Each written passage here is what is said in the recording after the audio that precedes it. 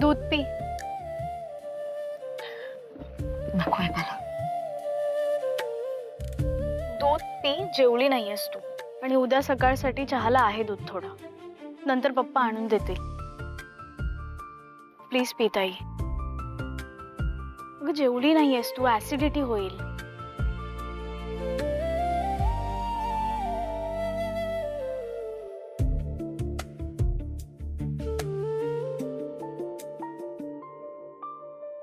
ताई एक विचारू का? माझ्याशी खरं बोलशील?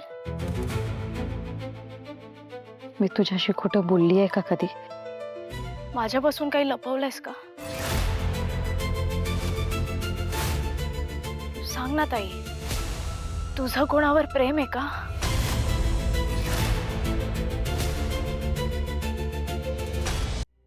तुला असं वाटत असेल तर तू काय लपवतोय हे शोधायचा प्रयत्न करतो मी.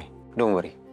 नाही विचारशील, अडून अडून विचार. हा हो त्याला डायरेक्ट विचारून परत तो हो हो तुला माहिती आहे ना, माझ्यासाठी साक्षी आणि गौतम माझ्या जीवापेक्षा जास्त महत्वाचे आहेत. गौतमचा काय प्रॉब्लेम आहे, तो कसा सॉल्व्ह करायचा हे सगळं मी बघेन.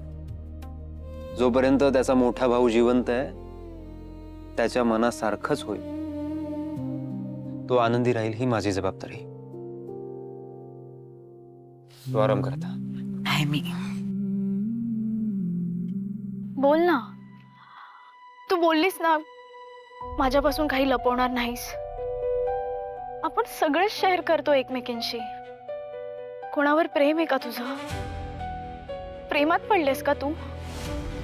असेल तर सांगून टाक मम्मी पप्पांना. नाहीतर मग ते बोलतील तसं तरी कर. ताई मम्मी पप्पांना ना बेस्ट समजतं. आपली परिस्थिती काय आहे, आपण काय करायला पाहिजे, आणि ते जे ठरवतील ना ते चुकीचं नसेलच बघ. आपण विश्वास ठेवला पाहिजे त्यांच्यावर. पण तुझ्या डोक्यात दुसरं कोणी आहे का?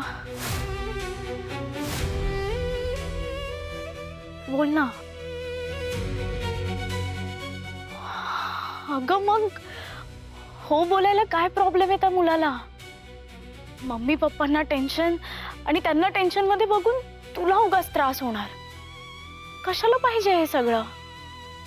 ताई हो बोलून टाक ना त्या मुलाला.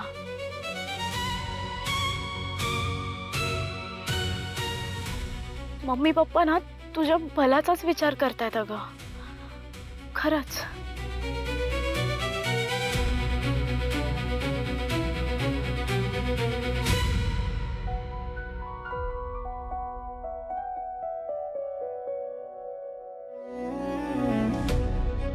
ताईला काय झालंय कळत नाहीये.